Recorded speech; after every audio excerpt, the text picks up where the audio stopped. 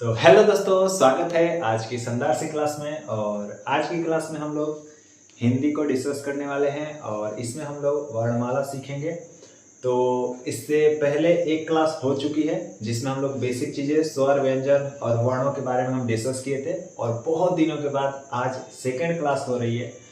Paper की वजह से कुछ पेपर्स भी थे मेरे, जिसकी वजह से क्लासेज आपकी नहीं हो पाई। ठीक है, तो अब आपको रेगुलर हिंदी की क्लासेज मिलेंगी बहुत अच्छे तरीके से। अगर आप यूपी टेट, यूपी पुलिस या एसएससी जीडी जिस भी एग्जाम में हिंदी आता है, अगर आप उसके लिए पढ़ रहे हो तो आप इस क्लास को अच्छे से आराम से ले सकते हो। सब समझ में क्लास में ही आ जाएगा। ठीक है, तो स्टार्ट करते हैं अपनी क्लास को। और जहां तक हम लोग पढ़े थे स्वर व्यंजन के बारे में सब कुछ हम लोग सीख चुके थे। बिल्कुल फोकस से अब ध्यान देना है इधर। तो आज की क्लास में हम जो सीखेंगे वो है स्वरों का वर्गीकरण। आज हम लोग क्लास में क्या सीखेंगे? स्वरों का वर्गीकरण। ठीक है, ध्यान रखना, बहुत आराम से सीखेंगे, सब क्लास में ही आपको याद हो जाएगा। स्वरों के वर्गीकरण, है ना? ठीक है, फिर हम लोग व्यंजन पे चलेंगे। ठीक है, तब हम लोग जानेंगे संयुक्त व्यंजन, अंतस्थ व्यंजन, है ना, उष्ण व्यंजन, स्पर्श संघर्षी, वर्ग स्पर्शी व्यंजन, सब कुछ हम क्लियर करेंगे। ठीक है, तो स्टार्ट करें। तो देखो, स्वरों के वर्गीकरण जानने से पहले मैं आपसे कुछ चीजें बताऊंगा, वो ध्यान रखना। आपको पता है कि आप लोग अ पढ़ते हो, किसको किसको याद है? अ। किसको किसको याद है? आ, छोटी, ठीक है, ये होता है बड़ी। और उसके बाद छोटा मुंह, बड़ा मुंह, और री, और ए, और इधर आए, और इधर ओ, और औ और अंग अ। अब सच सच बताना, मैंने क्या सिखाया था फर्स्ट क्लास में? फर्स्ट क्लास में मैंने बताया था कि जो स्वर होते हैं वो 11 होते हैं, यानी इन दोनों को हम लोग स्वर नहीं काउंट करते हैं। किन दोनों को? जल्दी बता देना। इन दोनों को, अंग और अ को, है ना। फिर क्या बोलते हैं आगे हम डिस्कस करेंगे। वैसे तो अयोग याद रखना, फिर हम लोग आगे डिस्कस करेंगे। पहले बस जानो आप स्वर। अब मैं सिखाना क्या चाह रहा हूँ वो जरा ध्यान से सुनना, ठीक है? क्योंकि बेसिक चीजें नहीं क्लियर करोगे तो आप स्वरों के वर्गीकरण में समझ ही नहीं पाओगे। संयुक्त व्यंजन, संयुक्त स्वर क्या होते हैं। ठीक है, देखो, मैं आपसे कहता हूं कि अगर हम अ और अ को मिलाते हैं, क्या अ और अ को मिलाते हैं तो क्या बनता है? जल्दी से बताएंगे। अगर छोटी ई और छोटी ई को मिला दे तो क्या बनेगा? ठीक है, उसी तरह अगर हम छोटा ऊ को मिला दे तो क्या बनेगा? आप लोग इसका आंसर करेंगे। ठीक है, अगर हम लोग अ और ई को मिला दें, अ और ई को, और अगर हम अ और, चलो अभी यहां तक रहने देना, ए को मिला दे, चलो ठीक है, पूरा ही लिख लेते हैं। और अगर मैं इधर लिख दूं अ और उ को मिला दो, और अ और ओ को मिला दो। ध्यान से देखना, ये चीजें अगर आपको पता होंगी तो आपको आसानी होगा जो स्वर का वर्गीकरण है वो पढ़ने में। ठीक है, तो क्लास में सब कुछ अच्छे से दिख रहा होगा ना? ओके, चलो, तो आप लोग बताना अ और अ मिलके क्या बनेगा? जब भी अ और अ मिलता है तो क्या बनता है? आ बनता है। ठीक है, कोई प्रॉब्लम? छोटी छोटी मिलके बड़ी हो जाते हैं, छोटा मिलके बड़ा हो जाता है। अब देखना, अ और ई मिलता है तो क्या बनता है? ऐ। ऐ, अब साउंड जरा समझना। ऐ, ऐ किसका साउंड होता है? अ, आ, छोटी, बड़ी, छोटा, बड़ा, री, ए। इसको ऐ भी बोलते हैं। क्या? सॉरी, ए क्या बोलते हैं? ऐ। तो इसको क्या हो जाएगा? ए। और अगर हम अ और ए को मिलाएंगे, क्या? अ और ए को मिलाएंगे तो अय हो जाएगा, जो ये होगा। तो ये क्या बन जाएगा? आय। समझ में आ गया? ये होगा आई, यानी ए बोलेंगे ऐसे करके बोलते हो ना, और अ और ए मिलाओगे तो आय हो जाएगा। क्या? आय। ओके, उसी तरह ये औ है तो इसको हम ओ बोलते हैं। क्या बोलते हैं? ओ बोलते हैं ना। और अ और वो मिलके औ बन जाता है। बोलो, इतनी बातें क्लियर? जरा इतनी बातें क्लियर हुआ, ध्यान से देख लेना। बहुत आराम से सीखेंगे सब कुछ। ओके, कि मात्रा के आधार पर अभी हम स्वरों का वर्गीकरण पढ़ेंगे ना, मात्रा के आधार पर। तो पहले इतना बताओ, ये क्लियर हुआ आपके दिमाग में? ये फिट हो गया? अ और ई मिलके क्या बनता है? ए। अगर मैं आपसे बोलूं ए को तोड़ दो, क्या कर दो? ए को तोड़ दो, तो किस में तोड़ोगे? अ और छोटी ई में। समझ में आ गया? इतनी बातें क्लियर हो गई? जल्दी से बताएंगे। इतनी बातें क्लियर हो गई? बताओ। तो इस इतनी बातें क्लियर, नोट नहीं करना है बहुत, बस एक रफ और कॉपी लेकर के बस समझना है इन चीजों को। ये चीजें क्लियर होगा?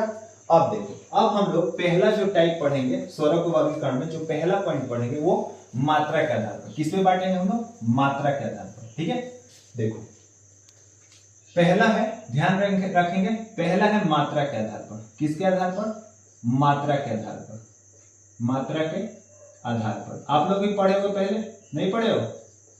अच्छा, अगर नहीं पढ़े हो या पढ़े हो या याद नहीं रहता, याद हो जाएगा। देखो सिंपल से याद रखना, मात्रा के आधार पर 3 तरह का। कितने तरह का? 3 तरह से। कितने तरह से? 3 तरह से। इसमें हो जाएगा, इसमें पहला जो हो जाएगा वो एक मात्रिक। क्या बोलते हैं उसको? एक मात्रिक। अब देखो इससे कंफ्यूज मत होना। एक मतलब एक, मात्रा मतलब, मात्रिक मतलब मात्रा, जिसमें एक मात्रा के बराबर समय लगे। अभी मैंने वो जो लिखाया था अ मिलकर ई हो रहा है, आ हो रहा था, छोटी ई छोटी मिलकर बड़ी ई हो जा रही थी, तो उसी को अब ध्यान पे यहाँ देखना। एक मात्रा, एक मात्रिक पहले बोलते हैं, या फिर इसको ह्रस्व स्वर बोल देते हैं। क्या? ह्रस्व, है ना?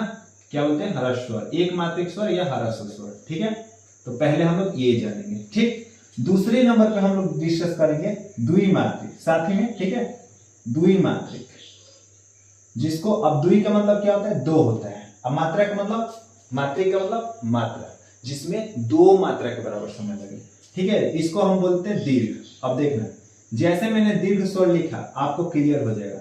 अभी मैंने जो पीछे लिखा था ना कुछ टाइम पहले, ठीक है, कि अ और मिलकर अ और अ मिलकर आ हो रहा था, तो आ क्या हो जाता? बड़ा, बड़ा हो जाता। छोटी छोटी मिलकर बड़ी ई हो रही, तो जो बड़ी, दीर्घ का मतलब क्या होता है? बड़ी। ठीक है, और तीसरा जो है वो है प्लुत स्वर। क्या बोलते हैं इसको? प्लुत स्वर। प्लुत स्वर। तो लाइन से जैसे हैं वैसे ही आपको याद रखना है, जिसमें एक मात्रिक स्वर किसे बोलेंगे? ह्रस्व स्वर। क्या मतलब? ह्रस्व का मतलब होता है छोटा। ठीक है, कौन? छोटा। छोटे स्वर में कौन कौन आता है? एग्जाम में आपसे डायरेक्ट यही पूछ देगा कि इसमें से ह्रस्व स्वर या एक मात्रिक स्वर कौन सा है। ठीक है, तो सिंपल से याद रखना है, जिसमें एक मात्रा के बराबर समय लगे। कितने मात्रा के बराबर? एक मात्रा के बराबर का समय लगे। क्या? बराबर समय लगे। उच्चारण जब करेंगे, हम बोलेंगे, तो एक मात्रा के बराबर समय लगना चाहिए। कौन कौन हो जाता है? तो इसमें कौन कौन आते हैं स्वर? अ, उसके बाद छोटी ई, उसके बाद उ, अ, छोटी उ और री। कौन सी आती है? री। ठीक है, ये 4 आते हैं। कितने आते हैं? 4। बोलो, पहला एक मात्रिक यानी ह्रस्व स्वर। क्लियर हो गया? 4 होते हैं। देखो अ भी छोटा होता है, ये छोटी ई, छोटा उ और एक री। कितने हो गए? 4। तो ह्रस्व स्वर कितने होते हैं? बोलो 4। ह्रस्व स्वर कितने होते हैं? 4। तो क्या बताओगे ह्रस्व स्वर कितने होते हैं? 4। याद रहेगा? तो अगर संख्या पूछे या फिर कौन कौन होता है वो भी क्लियर हो जाए। कैसे? हमको पता है भाई कि ये छोटे छोटे होते हैं, तो छोटे हैं यानी ह्रस्व होंगे, यानी एक मात्रिक होंगे। क्लियर हो गया इतनी बातें? बताना जल्दी से। क्लियर हो गया इतनी बातें? नेक्स्ट जो है वो दीर्घ स्वर यानी द्विमात्रिक, जिसमें 2 मात्रा के बराबर समय लगे। क्या? 2 मात्रा के बराबर समय लगे। 2 मात्रा के बराबर समय लगे। मान लो समय लगे, मान लो ये भी तो पूछ सकता है कि ऐसे स्वर जिसके उच्चारण में 2 मात्रा के बराबर समय लगे, उसे कौन सा स्वर बोलते हैं? ह्रस्व, दीर्घ या प्लुत? तो बता दोगे दीर्घ स्वर। ठीक है, तो अब देखेंगे, तो द्विमात्रिक स्वर किसमें? जिसमें 2 मात्रा के बराबर समय लगे। या फिर हम ये भी बोल सकते हैं ना कि ह्रस्व से 2 गुना समय लगे। ह्रस्व से 2 गुना। अब 2 गुना में कौन कौन आ रहा था जरा देखना, बहुत आराम से देखना। एग्जाम्पल में कौन कौन आ रहा था? सच सच बताना, आप खुद ही बताना। अ और अ मिलकर क्या हो रहा था? आ हो रहा था। तो ये दीर्घ होगा कि नहीं? आप बताओ, दीर्घ होगा कि नहीं? बड़ा भाई है ना अ का, तो अ का बड़ा भाई है, इसलिए हम बोलेंगे ये दीर्घ है। अच्छा, ई का बड़ा भाई कौन था? बड़े ई, ये भी हो जाएगा। उ का बड़ा भाई कौन था? बड़ा उ। तो ये 3 तो हो गए, आ, बड़ी, छोटा, बड़ा उ। लेकिन साथ में 2 मात्रा, 2 अक्षरों से, 2 स्वरों से मिलकर कोई बड़ी स्वर बन रही थी ना, कौन सी थी? ए भी था, उसमें आय भी था, और उसमें ओ भी था, और उसमें औ भी था। क्या था? औ। यानी ये सभी जो होंगे वो क्या होंगे? दीर्घ स्वर, यानी क्या बोलेंगे इसको? द्विमात्रिक स्वर। बोलो, समझ में आई थी बात? बहुत सिंपल, बहुत आराम से चल रहा है। ठीक है, सब क्लियर हो जाएगा। आराम से बस देखते जाना, जो मैं समझा रहा हूँ जिस तरीके से, बस उसको देखते जाना। ठीक है, तो ये अब बताना, ये कितने हो गए? दीर्घ स्वर कितने होते हैं? 3, 3 6 और 1 7। अब हम खुद सोच के देखो, अगर डायरेक्ट हम लोग याद रखेंगे कि दीर्घ स्वर 7 होते हैं, ह्रस्व 4 होते हैं, कैसे याद रहेगा? नहीं याद रहेगा, बिल्कुल नहीं याद रहेगा। लेकिन अगर हम डीप में बेसिक से अच्छे से पढ़ेंगे तो हमको याद रहेगा कि ये भाई ये जितने भी मैंने नीचे लिखा है ये दो स्वरों से मिलकर ही बने हैं कि नहीं, बने हैं ना। तो इसलिए हम दीर्घ स्वर बोलते हैं, यानी द्विमात्रिक का समय लगेगा, 2 मात्रा। इनके लिए सबके लिए 2 मात्रा यूज करेंगे, ठीक है। लास्ट आता है प्लुत। प्लुत स्वर फिर ये क्या है, ये कौन सी बला है? अरे बला कुछ नहीं है, 1 और 2 मात्रा से भी ज्यादा का जिसमें समय लगे, यानी 3 मात्रा के बराबर समय लगे। कितने मात्रा के? 3 मात्रा के बराबर समय लगे। कितने मात्रा के बराबर? 3 मात्रा के बराबर, 3 मात्रा के बराबर का समय लगे, उसे हम बोल देते हैं बराबर का, दिख रहा है ना नीचे, समय लगे, उसे हम बोलते हैं क्या? प्लुत स्वर। अब ये कहाँ यूज होता है? बहुत आराम से, जैसे हम नहीं बोलते हैं ओम राम ऐसे करके बोलते हैं ना, तो उसमें जो हम यूज करते हैं, देखना जरा एग्जांपल में, जैसे हमने लिखा ओम, तो ऐसे भी हम बना सकते हैं और इसको ओम ऐसे भी लिखते हैं, है ना। ये जो 3 दिखा रहे हैं ना नीचे, देखना 3, ये 3 मात्रा का समय लगता है, इसीलिए हम इसको ऐसे भी दिखाते हैं। हालांकि इसकी कोई चिन्ह नहीं होती है, बस हम लोग ओम या तो ये 2 मात्रा वाला दिखाएंगे, साथ में ये 3 हो जाएगा, और ये 3 ऐसे दिखाएंगे। जब भी ऐसा लिखा हुआ आएगा, ऐसा ऐसा करके आएगा, है ना, बीच में ऐसे होगा ये चिन्ह या ये 3 बना होगा, तो आप समझ लेना कि इसमें कौन सा स्वर होगा? प्लुत स्वर। कौन सा? प्लुत स्वर। बोलो, ये तीनों टाइप क्लियर हुए? स्वरों के वर्गीकरण में ये 3 तरह के वर्गीकरण थे, तीनों क्लियर हुआ या नहीं ये बता दो पहले आप, ठीक है। इसके बाद एक अलग से देखेंगे। अब देखो, ये दीर्घ स्वर में तो 7 होते हैं, ठीक है। 7 में पूछ देता है, मैं ऊपर का इरेज कर देता हूं, ठीक है, आराम से। इसी में मात्रा के आधार पर देख लेना एक कि संयुक्त स्वर किसे बोलते हैं, पूछ देता है ना। संयुक्त स्वर, संयुक्त स्वर ये क्या होता है? देखो, संयुक्त का मतलब होता है, हिंदी में जब भी फर्स्ट क्लास भी जाकर देखना, हिंदी में मैंने बताया है, हिंदी में शब्दों में ही सब कुछ छुपा रहता है, ठीक है। तो देखो, संयुक्त का मतलब होता है ज्वाइन, यानी जुड़ा हुआ। क्या? संयुक्त का मतलब होता है जोड़ना, कोई चीज आपस में जुड़ी हुई होनी चाहिए। तो संयुक्त स्वर किससे बोलेंगे? तो ऐसे 2 स्वर, मतलब ये किससे बनता है? भिन्न भिन्न स्वरों से, भिन्न भिन्न मतलब अलग अलग स्वर होने चाहिए, अलग अलग स्वरों के, भिन्न भिन्न स्वरों के मेल से। मेल का मतलब होता है जुड़ाव, मेल का मतलब क्या होता है? जुड़ाव। तो अलग अलग स्वरों के मेल से बने स्वर को क्या कहेंगे? संयुक्त स्वर।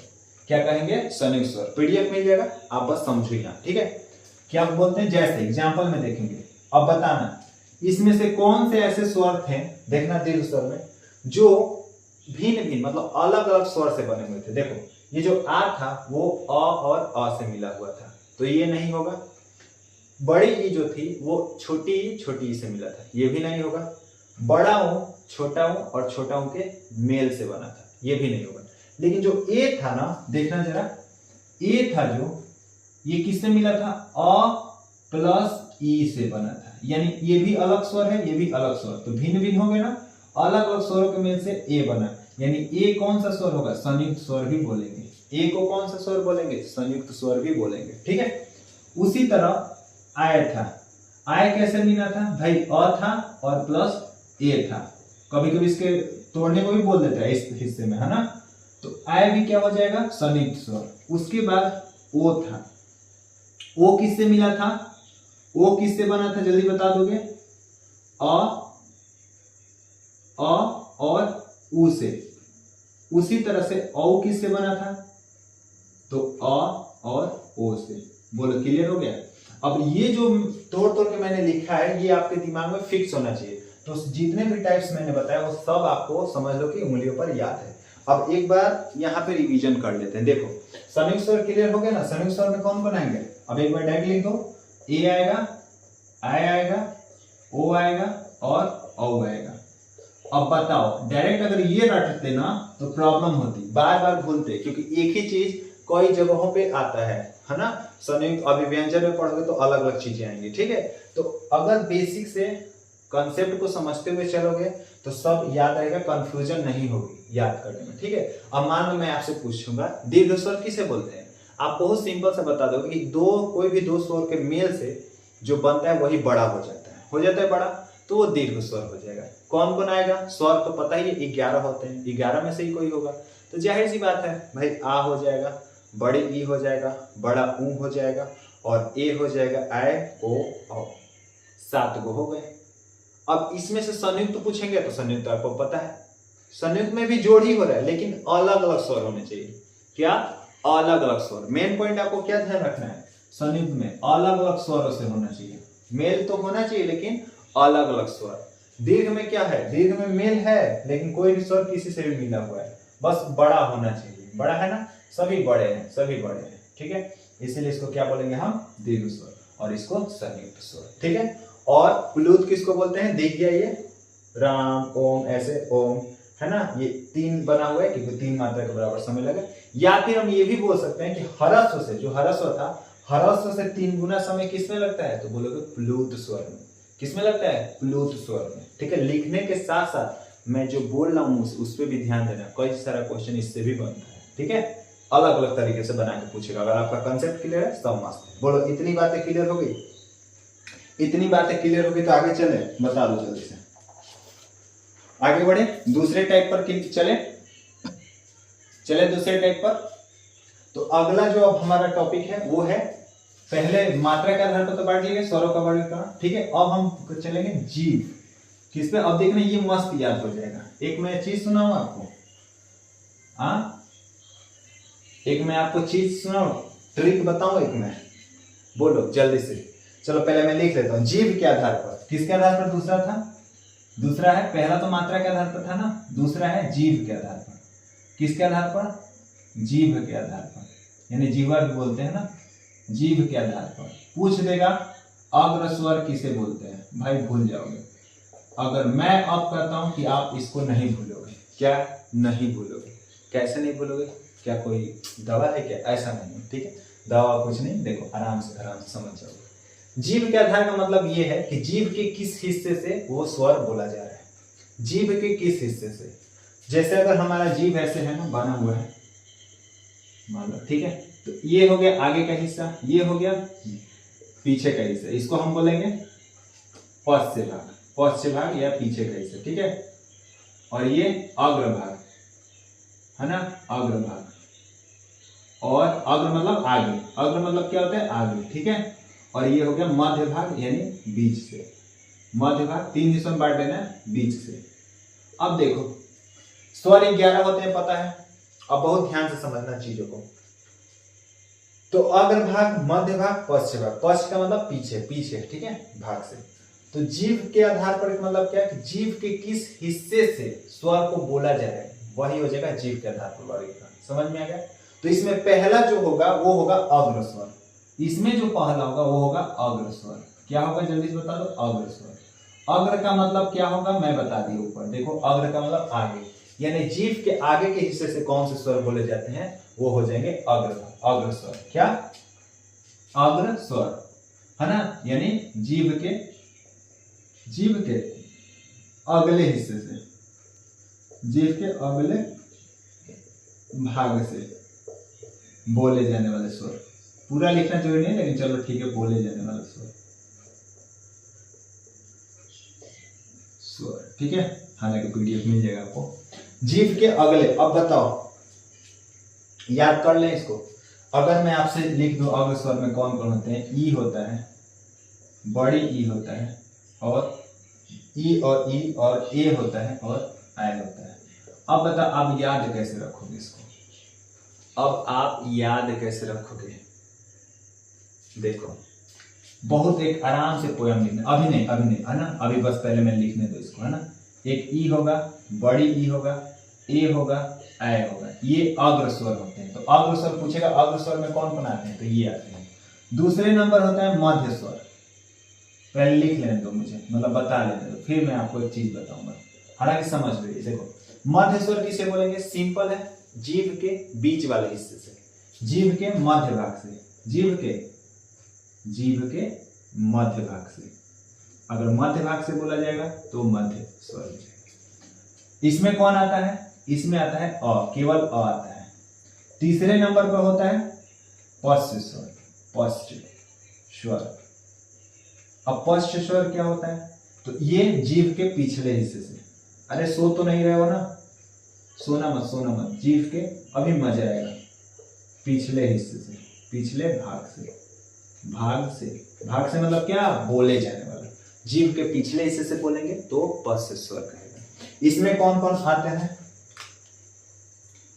अ, आ, उ, ओ। अब ये याद करना कितना मुश्किल है ना, कितना मुश्किल है ना, बताना कितना मुश्किल है ना। अ नहीं होगा ना, अ तो मध्य में हो गया, आ। बताओ मुश्किल है कि नहीं, है ना भाई। अगर ई ए आएगा तो अग्र स्वर कैसे पता रहेगा, बहुत सिंपल सा। इधर देखो, इधर आ जाओ, इधर देखो, ये याद कर लो, नहीं समझे, देखो एक पर देखो ना, लिख दो, देखना, एप्पल इमली आगे आगे, बोलो मेरे साथ, एप्पल इमली आगे आगे, बोलो एप्पल इमली आगे आगे, बोल दो जल्दी से। अरे खुद का बनाया हुआ है, बता दो। एप्पल इमली आगे आगे, एप्पल इमली आगे आगे। आओ उल्लू पीछे पीछे, आओ उल्लू पीछे पीछे। एप्पल इमली आगे आगे, आओ उल्लू पीछे पीछे। बीच में भागे, अ भागे बीच में, ऐसे देखो, हाँ, अ भागे बीच में, अ भागे बीच में। अब कहो सब याद करना है, नहीं बिल्कुल नहीं। देखो मध्य का मतलब बीच में, ठीक है। देखो एप्पल इमली आगे आगे का मतलब क्या है कि ये ई जो है और ये जो ए है, ये किसके भाग, आगे के भाग से, यानी ई से, ई का छोटा भाई बड़ा भाई दोनों, तो ई, छोटी ई और बड़ी ई, और ए और आय ये किससे, आगे, आगे का मतलब अग्र स्वर, ठीक है। और आ ओ, देखो आ भी है, और ओ से ओ आओ दोनों, ओ से ओ आओ दोनों, और आ से आ जाएगा। और उ, यहाँ जो उ है उल्लू वाला, ये क्या हो जाएगा, छोटा उ और बड़ा उ दोनों भाई, दोनों साथ में आएंगे, तो उ बड़ा उ छोटा उ दोनों। आओ उल्लू पीछे पीछे, पीछे पीछे का मतलब पद से स्वर, बोलो मजा आया, बोलो ये याद हुआ। इमली, एप्पल इमली आगे आगे, आओ उल्लू पीछे पीछे, अ भागे बीच में, हो जाएगा। बोलो समझ में आया, मजा आया। जीभ के आधार पर स्वरों के वर्गीकरण क्लियर हो गया। अग्र स्वर, मध्य स्वर, पश्च स्वर। अग्र स्वर में कौन कौन, तो अग्र स्वर में सिंपल, अब एक लाइन याद रखना, अग्र का क्या था, आगे आगे कौन था, एप्पल इमली आगे आगे, यानी ए आई और ई, छोटी ई बड़ी ई, हो गया बात खत्म, है ना। इमली हरी सब काट देना, वो तो आप समझदार हो, ठीक है। पीछे पश्च स्वर कौन कौन होंगे, आओ उल्लू पीछे पीछे, आ ओ औ छोटा ऊ बड़ा ऊ, याद हो गया, आओ उल्लू पीछे पीछे। और अ का मतलब क्या, अ केवल बीच में, तो अ तो ऐसे भी याद रह जाएगा, अ कहाँ भागे, बीच में, यानी मध्य स्वर कौन हो जाएगा, अ। बोलो इतनी बातें क्लियर हो गई, जीभ के आधार पर क्लियर, जल्दी से बताएंगे। तो जीभ के आधार पर अगर क्लियर हो गया तो अब हम लोग तीसरे पे चलेंगे, स्वरों को वर्गीकरण में। तीसरा जो है वो होगा हमारा मुख के खुलने के आधार पर। किसके आधार पर, मुख के, मुख मतलब मुंह, माउथ, ओके, मुख के खुलने के आधार पर। किसके आधार पर भाई, बता देना, खुलने के आधार पर, ओके, खुलने के आधार पर, ओके, आधार पर। अच्छा बताना कैसा लगा जीभ वाला पोयम, जीभ के आधार पर जो था, है ना, ओके। और राइटिंग पे नहीं जानी भाई, बस समझना है, ठीक है, ओके।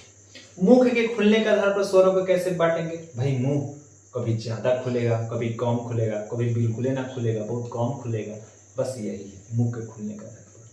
एकदम ज्यादा तय कौन स्वर बोल के दिखाओ आप लोग, तो बोलो बोलो, बैठे बैठे सोए सोए जैसे मर्जी बोलना है, स्वर बोल के दिखाओ जिसमें मुंह पूरा खुल जाए। कौन सा स्वर है सब में से, आ, ऐसे करके, ठीक है।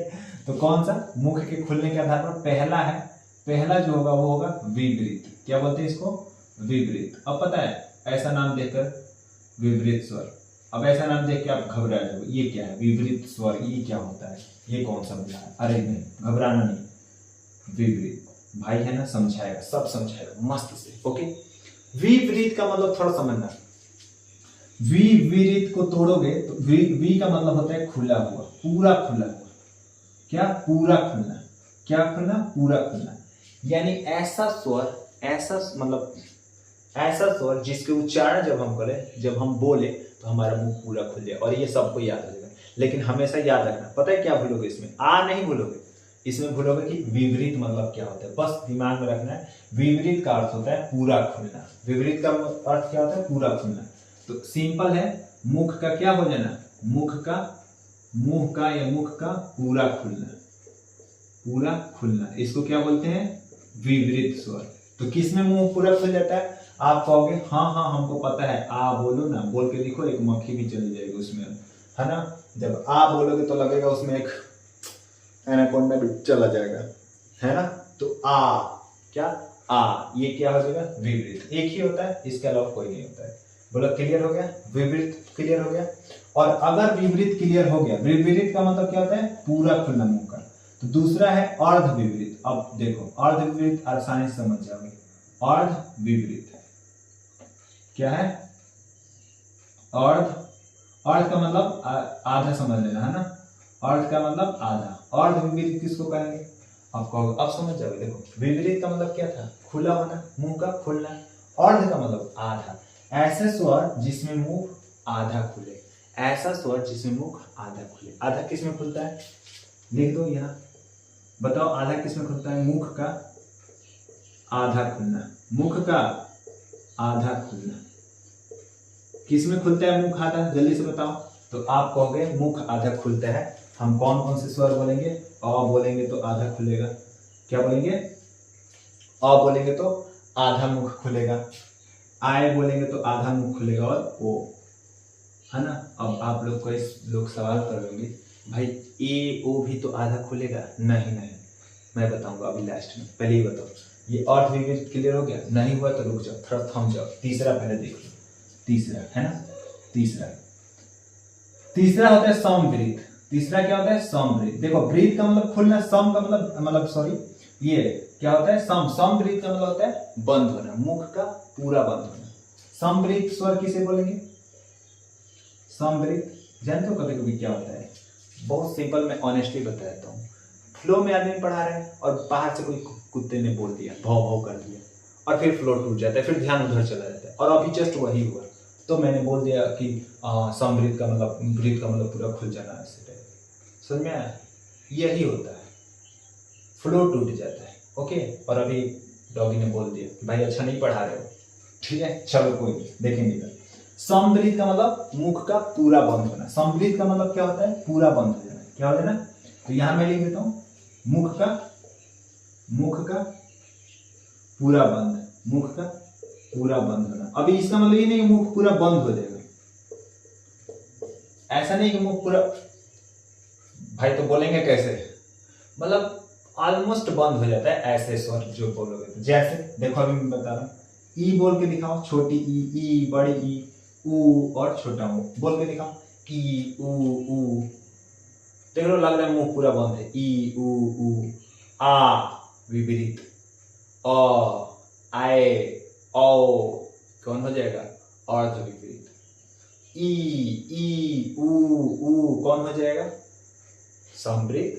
बंद, पूरा मुंह बंद, लग रहा है कि बोल ही नहीं पाएगा, है ना। अब लास्ट जो आता है फोर्थ नंबर का, वो होता है अर्ध समवृत्त। अर्ध का मतलब आधा, समवृत्त का मतलब आधा बंद। अब कुछ लोग को दिमाग में आ गया होगा कि हाँ यहाँ क्या था, मतलब मुख का क्या होना? मुख का आधा खुलना नहीं, आधा, सम मतलब समवृत्त है ना, इसका मतलब बंद होना, आधा बंद होना, बंद होना। अब कहोगे इसको कैसे याद रखें? बहुत सिंपल है, आधा बंद में ए और ओ आता है, बस ए ओ। खुद सोच के देखो, अगर समझ लोगे, मेरे पर ध्यान देना, अभी ये चारों के चारों चीजें याद हो जाएंगी, ठीक है।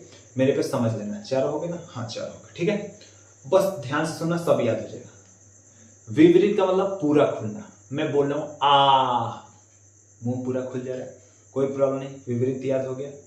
अर्ध विपरीत का मतलब, चलो अर्ध विपरीत भी हटा दो अभी। समवृत्त का मतलब मुंह पूरा बंद होने, मतलब लगभग बंद होने के कगार पे हो, जैसे बोल के देखो, छोटी ई, या मतलब ई मतलब ई उ, ठीक है।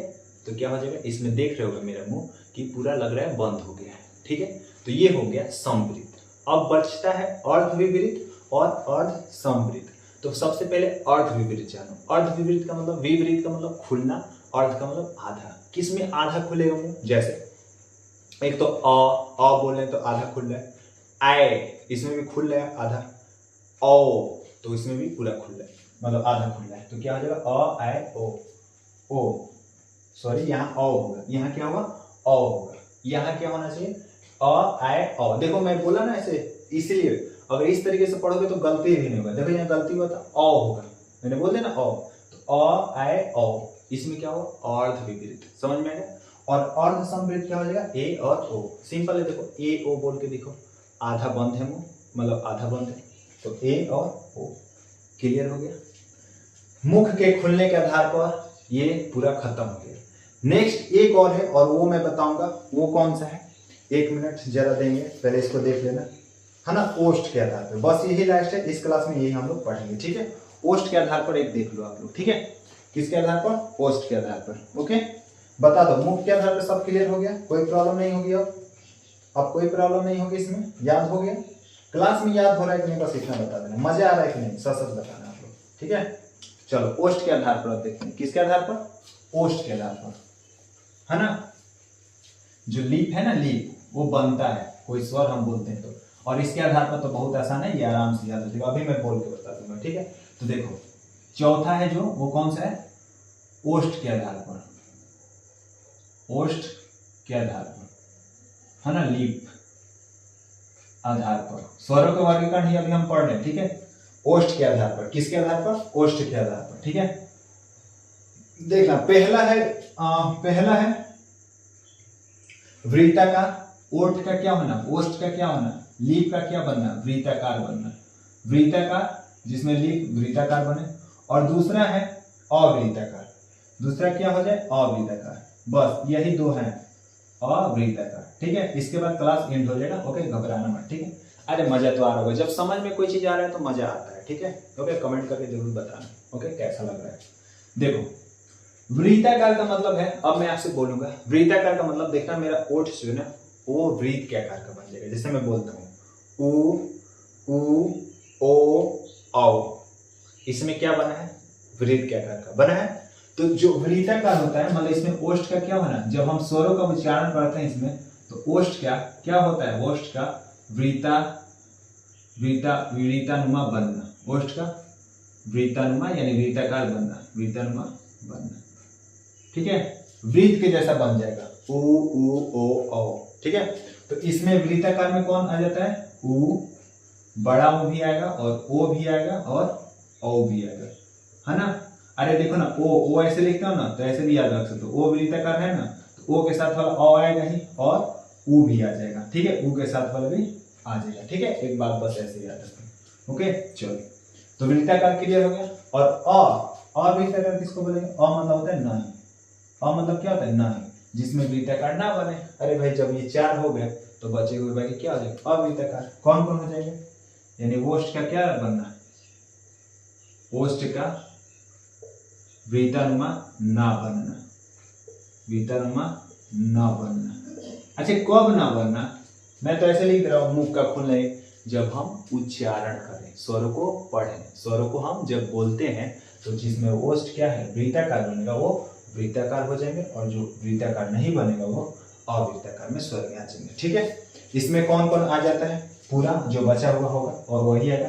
एक तो अ आ जाएगा, इसमें कोई वृत्ताकार नहीं बनेगा, आ में भी वृत्ताकार नहीं बनेगा, छोटी ई में भी वृत्ताकार नहीं बनेगा, बड़ी ई में भी नहीं बनेगा, री में भी नहीं बनेगा, ए आई ओ और औ।